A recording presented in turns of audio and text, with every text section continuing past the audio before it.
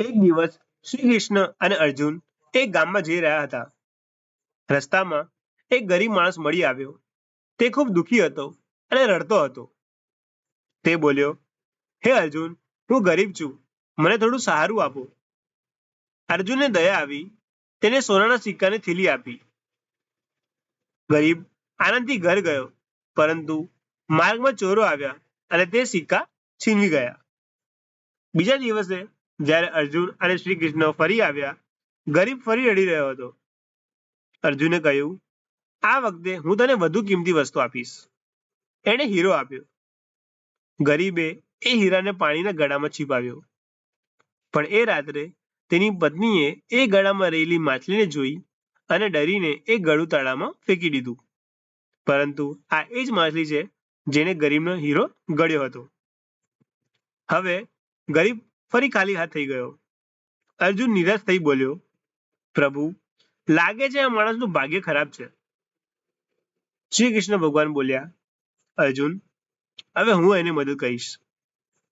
શ્રી કૃષ્ણએ ગરીબને 2 તાંબાના સિક્કા આપ્યા અને કહ્યું, આને સાચવી રાખજે અને જે કોઈ તને ભૂખેલો મળે એને મદદ કરજે. ગરીબે વિચાર્યું, તાંબાના સિક્કાથી શું થશે?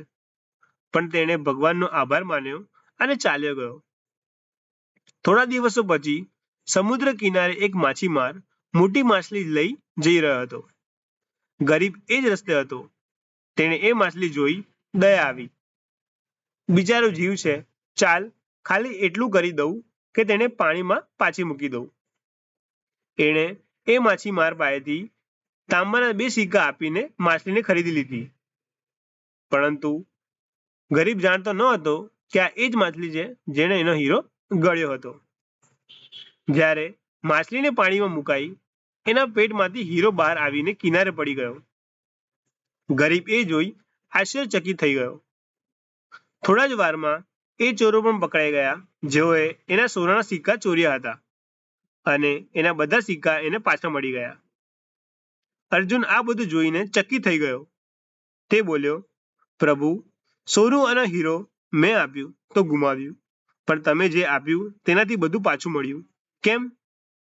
શ્રી કૃષ્ણએ કહ્યું, અર્જુન, જ્યારે તે આપ્યું ત્યારે તું દાતા હતો, પણ જ્યારે મેં આપ્યું ત્યારે મેં એને સેવા કરવાની શક્તિ આપી. જ્યારે માણસ બીજાની મદદ કરે છે ત્યારે ભગવાન એની મદદ આપમેળે કરે છે.